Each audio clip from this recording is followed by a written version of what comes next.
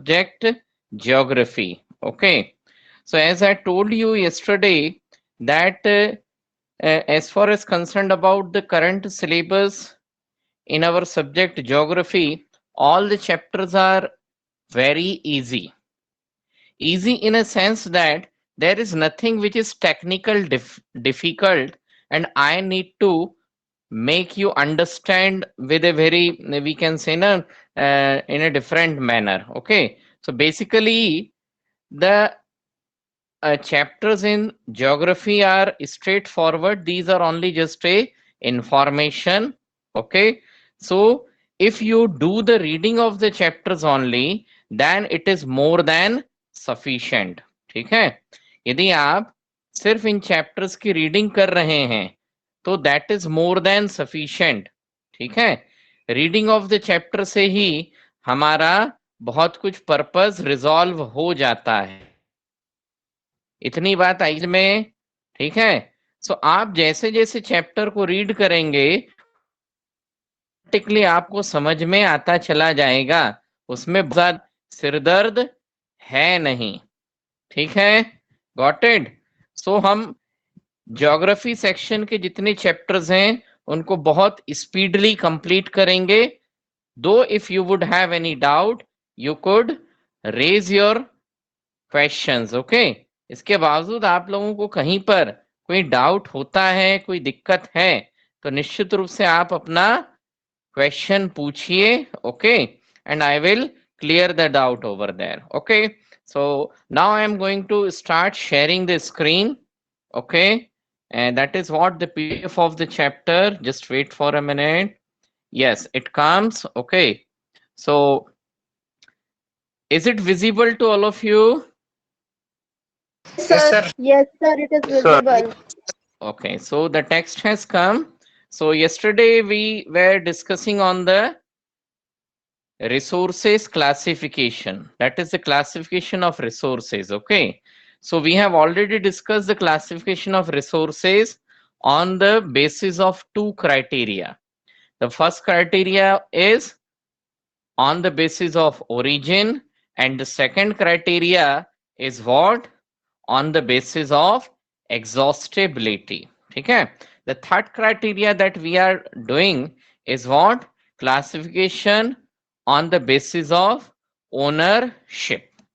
In case of ownership, we already discussed the private resources or individual resources and public resources, that is community owned resource. The third one that we were, okay, was source, and here we stopped our class. Okay, so just let us repeat from this section only. So technically all the resources belong to the nation.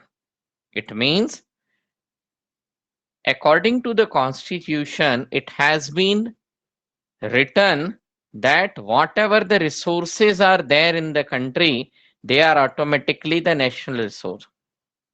So technically का यहाँ sense सिर्फ इतना है कि जो हमारा constitution है, ठीक है, इस कॉन्स्टिट्यूशन में ही ये चीज बहुत क्लियरली लिखी हुई है कि हिंदुस्तान की सीमा में, इंडियन बाउंड्री में, इंडियन टेरिटरी में जो कुछ है, everything is a national property, everything is a national resource. Okay, so because of this particular logic, urban development authorities get empowered by the government to acquire land.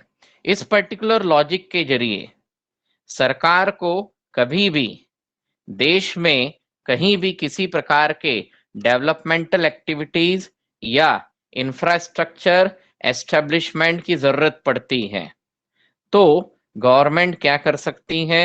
Government किसी भी individual के land को, जमीन जायदाद को acquire का मतलब होता है सरकारी उपयोग के लिए कब्जे में लेना या ग्रहण करना. All the minerals, water resources, forest, wildlife, land within the political boundaries, and oceanic area up to 12 nautical miles from the coast termed as territorial water and resources therein belong to the nation। अब इसका सीधा मतलब क्या है कि country में जितनी भी चीजें हैं, मिनरल रिसोर्स है, वाटर है, सब कुछ किसका है? हमारे कंट्री का। अब यहाँ पर एक चीज है, oceanic area up to 12 nautical mile, when it is converted into terms of kilometer it falls 22.2 kilometre from the coast. अभी इसका मतलब क्या कि जैसे हमारा जो इंडियन मेन लैंड है, भारत की जो समुद्री सीमा है, तो हमारी समुद्री सीमा से, कोस्ट से, समुद्री किनारे से सीधा सीधा नाक की सीध में 22.2 किलोमीटर डिस्टेंस तक का जो समुद्र है, उस समुद्र के अंदर जो कुछ है वो भी किसके कंट्रोल का माना जाता है? It was considered under the control of the that particular nation. ठीक है, सो लैंड बाउंड्री, जमीन पे तो जो है वो सब नेशनल रिसोर्स है ही है, परंतु कोस्ट से 22.2 किलोमीटर डिस्टेंस पर भी यदि कुछ है समुद्र में, तो that is also the national resource. ठीक है, अब सवाल ये है कि ये चीज किसने डिसाइड करी? भाई जमीन तो समझ में आता है, पर 22.2 किलोमीटर तक का समुद्र नेशनल रिसोर्स होगा, यानी उसके बाद के समुद्र का क्या होगा? तो ये जो डिवीजन है ना, समुद्र के केस में, ठीक है, ये किसने किया है? यूनाइटेड नेशंस ऑर्गेनाइजेशन ने किया है। ठीक है, यानी यूनाइटेड नेशन ऑर्गेनाइजेशन ने ये नियम बनाया और इसके अकॉर्डिंग सारे काम होंगे। ठीक, now next is the international resource. So there are the international institution which regulate some resource. अब international institution means United Nations, world bank, international monetary fund. ये सब क्या करते हैं? कुछ ऐसे रिसोर्सेस को कंट्रोल करते हैं जो नेशनल रिसोर्स की कंडीशन में फॉल नहीं होते। ठीक है, so the oceanic resources beyond 200 nautical miles of the exclusive economic zone belong to open ocean and no individual country can utilize these without constitution। अब ओशनिक रिसोर्सेज यानी 200 nautical miles से दूर जितने भी रिसोर्सेज हैं, यानी समुद्र के बीचों बीच ऐसे बहुत सारे स्थान हैं जो किसी भी कंट्री के नेशनल रिसोर्स की कैटेगरी में नहीं आते, तो वो सारे ऑटोमेटिकली क्या बन जाएंगे? International resource. और फिर उन रिसोर्सेस का यूटिलाइजेशन किसके ऊपर डिपेंड करेगा? International institution. ठीक है, so as on today world में ऐसा सबसे बड़ा इंटरनेशनल इंस्टीट्यूशन कौन सा है? It is what? This institution is United Nations. यहां तक बात आई समझ में? ठीक, चलिए now so next classification is on the basis of status of development. ठीक है, so next classification is on the basis of status of development। अब status of development मतलब resources है, यहां पर है, अब वो रिसोर्स किस तरीके से डेवलप किया। ठीक है, यानी क्या हम रिसोर्सेस का उपयोग कर पा रहे हैं या नहीं कर पा रहे। यदि रिसोर्स का उपयोग नहीं कर पा रहे हैं परंतु वो रिसोर्स हमें मालूम है कि this could be use as a resource, परंतु आज के तारीख में हमारे पास उस रिसोर्स को यूज करने की कोई प्रॉपर टेक्नोलॉजी नहीं है। ठीक है, तो ऐसे बहुत सारे कंडीशंस हैं that is based on the status of development. So under this we are having the 4 category. So the first category is a potential resource, the resources which are found in a region but have not been utilized। किसी इलाके में है परंतु उपयोग नहीं हो रहे। क्यों नहीं हो पा रहे? क्योंकि अभी फिलहाल में उतनी टेक्नोलॉजी, उतना एफर्ट हमारे पास में नहीं। ठीक है, For example, the western part of India, especially in Rajasthan and Gujarat, they have enormous potential for the development of wind energy as well as solar energy. Okay, so the people, that is human being, the authority of our country India knows कि wind is a very good source of energy. Okay, sunlight is a very good source of energy. But अभी हमारे पास में ना तो उतनी high grade technology है, ना ही उतना अच्छा इंफ्रास्ट्रक्चर है. ठीक है, इसलिए हम क्या नहीं कर पा रहे, we are not able to develop these sources. Then next is what, developed resources. ठीक है, so next category is developed resources.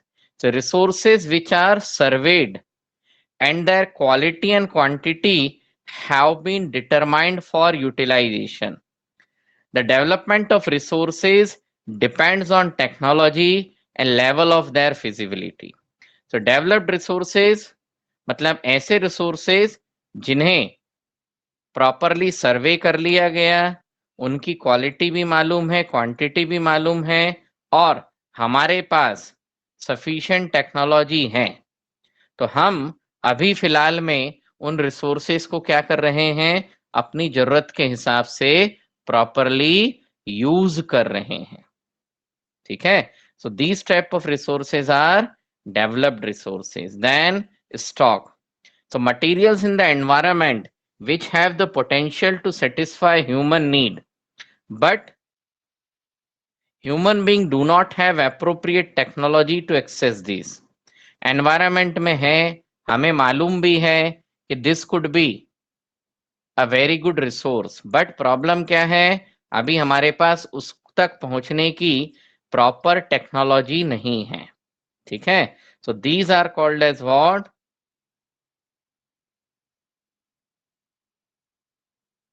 Stocks. इनको क्या कहेंगे हम, स्टॉक्स कहेंगे. ठीक है, यहां तक बात आई समझ में? Yes, sir. Yes, sir. Yes, sir. Okay. Yes, sir. Just a minute. Yes, sir. Okay, so all these are what, stocks. These are included. ठीक है, देन जो लास्ट वाला सेक्शन है वो हमारा किस में आएगा? ठीक है, so included Reserves. among stock. Reserves are included among stocks. Reserves को किस में इंक्लूड करते हैं? स्टॉक में इंक्लूड करते हैं. ठीक है, for example water is a compound of two gases. ठीक है, hydrogen and oxygen. So hydrogen can be use as a rich source of energy, but we do not have advance technical know how, so it can be considered as stock. है ना, जैसे आप लोगों ने सन में एक फ्यूजन रिएक्शन होती है, सुना है? Yes. हाँ, there is a reaction called fusion reaction. It take place in sun. Okay, so the two atoms of hydrogen fuse together to form the higher element called helium, and in this process a large amount of energy released. It means जो अभी तक की हमारी study है उसके हिसाब से hydrogen can be used as a rich source of energy. ठीक, परंतु क्या आज की तारीख में हम हाइड्रोजन फ्यूल से कार एफिशिएंटली चला पा रहे हैं?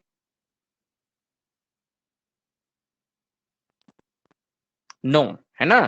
सो हाइड्रोजन एक अच्छा सोर्स ऑफ एनर्जी है, बट अभी फिलहाल में क्या है हमारे पास, we do not have advanced technical know how. यानी अभी ह्यूमन बीइंग ने ऐसी कोई टेक्नोलॉजी डेवलप नहीं कर पाया है जिसके जरिए क्या हो सके, जिसके जरिए हाइड्रोजन को एज ए फ्यूल यूज किया जा सके. So hydrogen can be considered as stock. इसलिए हाइड्रोजन को क्या कहा जाएगा, स्टॉक कहा जाएगा. Then reserves are the subset of the stock which can be put into use with the help of existing technical know-how, है ना। अब तीसरा क्या हो गया हमारे पास में, रिजर्व। अब रिजर्व क्या है, सबसेट ऑफ द स्टॉक, यानी पहले स्टॉक बनेगा और स्टॉक में से फिर रिजर्व, ठीक है। सो हम इसको यूज कर सकते हैं। रिजर्व इस प्रकार के रिसोर्सेज हैं जिनके बारे में हमारे पास टेक्नोलॉजी फिलहाल अवेलेबल है, परंतु और किसी कारण से हमने इन रिसोर्सेज का यूज स्टार्ट नहीं किया। Okay, so these can be, ठीक है, कंसीडर्ड एज व्हाट, रिजर्व। ठीक, so these can be use for meeting the future requirement. So reserve को हम क्या कर सकते हैं, फ्यूचर रिक्वायरमेंट के लिए यूज कर सकते हैं। For example, a river water can be use for generating hydro electricity power, but presently it is being utilized only to a limited extent. Therefore, the water in the dams or forest is a reserve which can be used in the future. ठीक है, so ऐसी कोई river जिस पर अभी हमने dam नहीं बनाया, और चूंकि उस रिवर पर हमने डैम नहीं बनाया, इसलिए अभी उस रिवर का water as a source of energy हम यूज नहीं कर पा रहे, परंतु हमारे पास में जब चाहे तब इस पर डैम बनाकर इससे इलेक्ट्रिसिटी प्रोड्यूस करने के लिए टेक्नोलॉजी अवेलेबल है। So in that case this river water is what, it is a Stock. Reserve rock. ये स्टॉक होगा नहीं, this is a reserve, this is a Reserve. Reserve. Reserve. ठीक है, अब what is the basic difference between any resource to be called as a stock and to be called as a reserve? किसी भी resource को stock कब कहेंगे और reserve कब कहेंगे, ठीक है। अब ध्यान से सुनना, तो स्टॉक, किसी रिसोर्स को स्टॉक तब कहते हैं जब उसकी प्रेजेंस और अवेलेबिलिटी मालूम है, परंतु उसको यूज करने के लिए टेक्नोलॉजी अवेलेबल नहीं है। ठीक, रिजर्व में क्या होगा, क्वांटिटी मालूम है, ठीक है, क्वालिटी मालूम है, और हमारे पास में उसको यूज करने की टेक्नोलॉजी भी अवेलेबल है, परंतु सब कुछ होने के बावजूद हम अभी तुरंत उसका यूज शुरू नहीं कर रहे हैं। सारी टेक्नोलॉजी वगैरह सब कुछ होने के बावजूद भी हमने उसका तुरंत उपयोग शुरू नहीं किया। ठीक, तो ये जो कंडीशन है, ये कंडीशन क्या कहलाएगी, रिजर्व कहलाएगी। What does it called, Reserve. Reserve. इसे हम क्या कहेंगे, रिजर्व कहेंगे। यहां तक बात आई समझ में? Yes, Yes, sir. sir. Yes, sir. ठीक है, okay, so these are known as what, reserves. ठीक, now so the next topic that we are having is related to development of resources. ठीक है, जो अगला टॉपिक है वो हमारे पास कौन सा दिया हुआ है, just a minute, let me adjust the size. Okay, it is development of resources. ठीक है, गॉट इट। सो इस टॉपिक में Yes, हम sir. बेसिकली क्या डिस्कस करेंगे, ठीक है। So will discuss about the different issues which are related to the development of the resource. इसमें हम बहुत सारे ऐसे इश्यूज के बारे में डिस्कस करेंगे which are related to the development of resource. Now, so resources are, yes, would you like to ask anything? So resources are vital for human survival as well as for maintaining the quality of life. तो human being का survival कि इंसान survive करे और quality of life अपने जीवन को maintain करे, ठीक है। So what is important? Resources are important. It was believe resource free gift of nature. ऐसा माना जाता है कि रिसोर्सेस क्या हैं? They are the free gift of nature. Free gift of nature मतलब नेचर में हमें आसानी से अवेलेबल हैं, है ना। ईश्वर ने ये सब हमें दिया है। अब because of this mentality, because of this mentality, है ना, तो इंसान के पास दिलो दिमाग में क्या है कि ये तो ईश्वर ने हमें दिया है। So people are taking it granted. हम उसको क्या करते हैं? ग्रांटेड। पेड़ है, नेचर में उगा है, तो जब चाहे तब उसकी पत्ती तोड़ ली, पेड़ को काट दिया, ठीक है ना। ओके। अनाज है, हम खाना खा रहे हैं, पापा मम्मी के पास बहुत पैसा है ना, तो जितना खाया उतना खाया, नहीं तो बाकी का छोड़ दिया। सो दैट इज व्हाट कि people take the things granted, कि अरे आसानी से अवेलेबल तो है, ठीक। Same is the case of the resource. So what is happening कि because of this, just minute,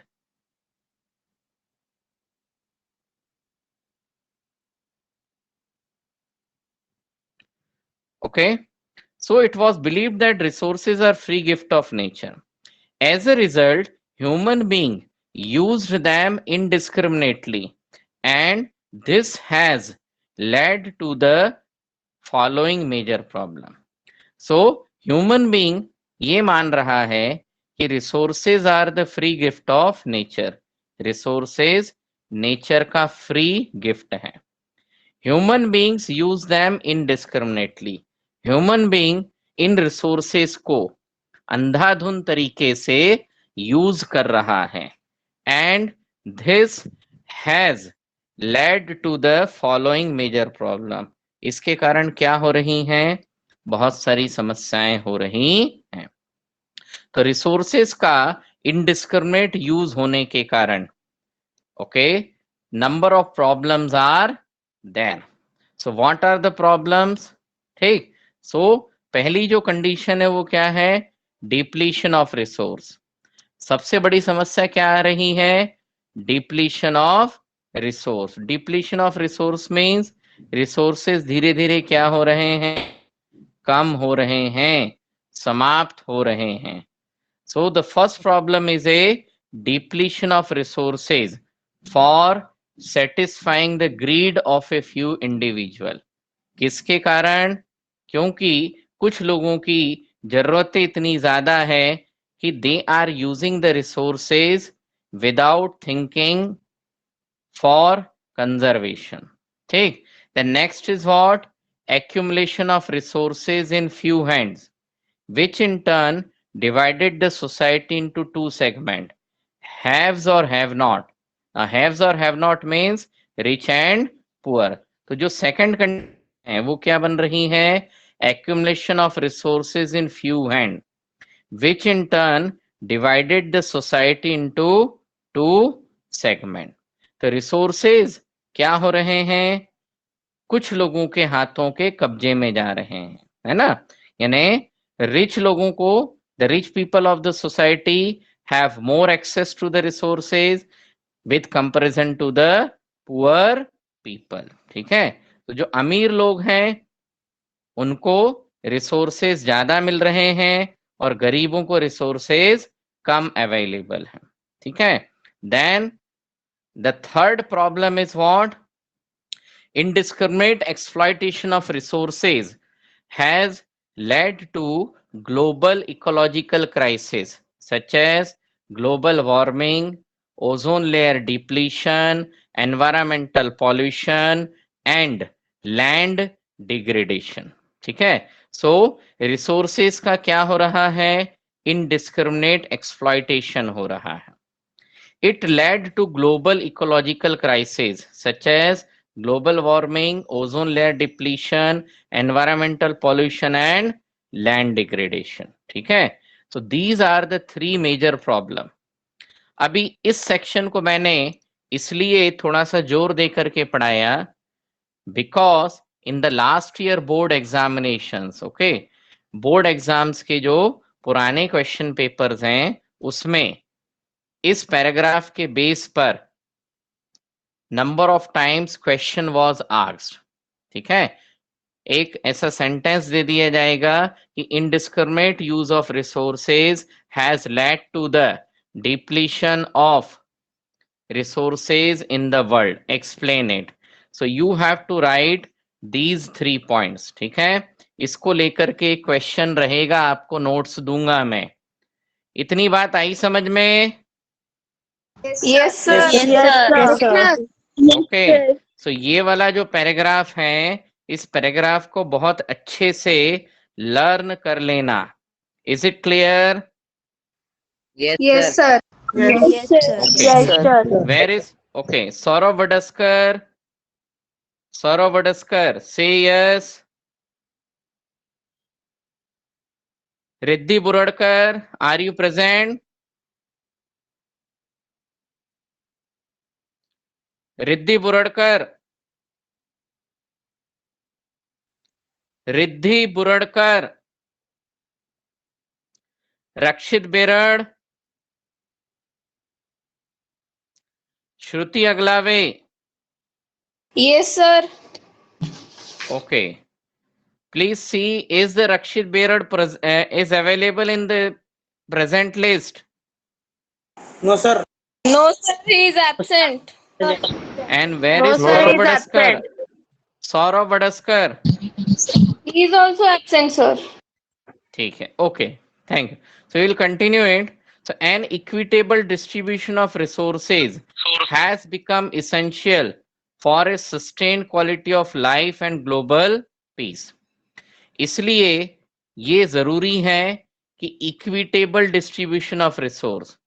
what is the meaning of equitable distribution of resources?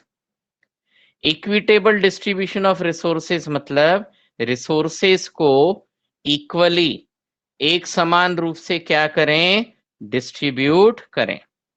So equitable distribution of resource has become essential for a sustained quality of life and global peace. ठीक है, सो हमें resources को क्या करना चाहिए? Equally distribute करना चाहिए। ठीक है, तभी क्या होगा? Human being would be able to sustain quality of life and global peace. अब सस्टेन मतलब हम कंटिन्यू रख पाएंगे। तो ये सेंटेंस बेसिकली क्या बताता है कि रिसोर्सेस को एक समान रूप से हमें डिस्ट्रीब्यूट करने की जरूरत है, तभी संसार के सभी लोगों के क्वालिटी ऑफ लाइफ, जीवन स्तर अच्छे से डेवलप हो सकेगा और ग्लोबल पीस, संसार में सुख शांति बनी रहेगी। If the present trend of resource depletion by a few individuals and countries continue, the future of our planet is in danger.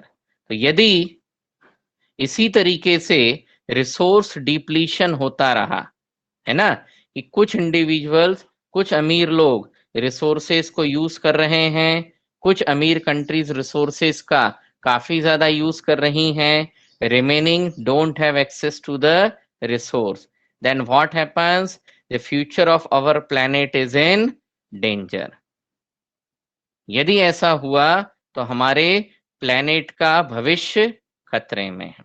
Therefore, resource planning is essential for sustainable existence of all form of life.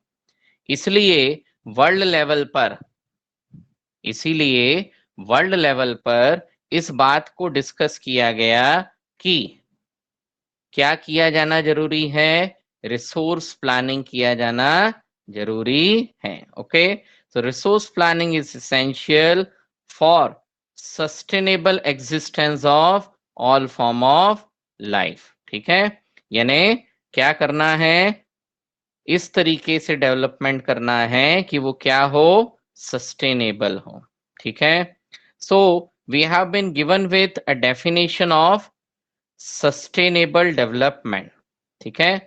So sustainable economic development means development should take place without damaging the environment, and development in the present should not compromise with the needs of the future generation, ठीक है। so beta, this is what the definition of the sustainable development, किसकी definition है? Sustainable Sustainable development. Sustainable. Now, so Manoj Day, are you present beta? Yes, sir. हाँ, so rest of the students सभी लोग ध्यान से देखना, this definition of sustainable development is one of the most important topic frequently asked in the examinations, ठीक है। so इसको आप लोग क्या करेंगे, बहुत अच्छे से लर्न करेंगे, बहुत अच्छे से प्रिपेयर करना है। मेरी कही गई बात आ गई समझ में? Yes, sir. ओके, ठीक है, थैंक यू। ठीक, so under this sustainable development, okay, so एक सेक्शन दिया हुआ है, और ये सेक्शन दिया है बेसिकली किससे related?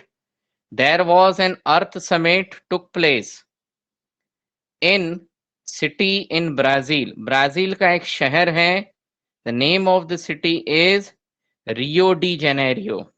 Okay, what is the name of the city? Rio de Janeiro. Now, so ध्यान से सुनना, in this city, इस शहर में, ठीक है, 1992 में वर्ल्ड के लगभग 100 कंट्रीज के जो हेड्स मतलब either it was the president or the prime minister, okay, so they met for the first international earth summit. किसके लिए इकट्ठा हुए? first international earth summit, okay। the summit का मतलब होता है an assembly, so the summit was convened for addressing urgent problem of environmental protection and socio-economic development at the global level. अब ये समिट यानी ये मीटिंग क्यों ऑर्गेनाइज की थी? ये मीटिंग इसके लिए ऑर्गेनाइज की थी ताकि पूरे वर्ल्ड में एनवायरमेंटल डिप्लीशन से रिलेटेड जो भी प्रॉब्लम आ रही हैं, ठीक है, एनवायरमेंटल प्रोटेक्शन से रिलेटेड जो भी इश्यूज हैं, उनके बारे में क्या किया जा सके, विचार किया जा सके। At the same time it also AIIMS for socio economic development. Socio economic development मतलब सोसाइटी का डेवलपमेंट किस तरीके से हो, ठीक है, इकोनॉमिक डेवलपमेंट के जो बेनिफिट्स हैं वो पूरे वर्ल्ड तक कैसे पहुंचे। The assembled leaders signed the declaration on global climatic change and biological diversity. जो लीडर्स थे उन्होंने अपनी उतने दिनों की मीटिंग के बाद में एक कॉमन एजेंडा तैयार किया और उसके बारे में एक डिक्लेरेशन साइन किया। तो जो डिक्लेरेशन है वो किसके ऊपर बेस है? It is based on global climatic change and biological diversity. The Rio convention endorsed the global forest principles and adopted agenda 21 for achieving sustainable development in the 21st century, ठीक है। अब इसमें एक और नीचे दिया है एजेंडा 21, ठीक है, not that much important but all of you have to read it by yourself. एक बार इसको क्या करेंगे आप लोग, रीड आउट करेंगे। Is it clear? Yes, sir. Yes, sir. Yes, Okay. sir. So it is already 11:15, ठीक है, so 5 minutes are left, so we should start the next topic, okay, otherwise we may have to stop it immediately, ठीक है। so पूरा का पूरा complete, so we winding up the thing and within a day or two, एक या दो दिनों में I am going to send you different internal activities to be performed as an internal assessment. Internal assessment की आपकी बहुत सारी activities हैं, ठीक है, which include the subject enrichment activity, project work and portfolio. Project work 3 topic हैं, 3 में से एक पर बनाना है, ठीक है. सब्जेक्ट एनरिचमेंट एक्टिविटी 1 या 2 में करवाऊंगा, और इसके बाद में पोर्टफोलियो जो है, सो जैसे आप लोगों ने पोर्टफोलियो नोटबुक स्टैंडर्ड 8th में बनाई थी, 9th में कुछ ने बनाई कुछ ने नहीं बनाई, ठीक है. सो पोर्टफोलियो एक्टिविटी के बहुत सारे स्मॉल बिग एक्टिविटीज रहेंगी. ये सारा मैं 3 या 4 रोज के अंदर आप लोगों को व्हाट्सएप पर भेज दूंगा. Is it clear to everyone? Yes, sir. Yes, sir. Yes, sir. So now I am winding up today's session here only. So we'll continue this session, okay, from page number 4. So that's all for today, class friends. Thank you. Goodbye. Thank you. Thank you, sir. Thank you, sir. Thank you, sir.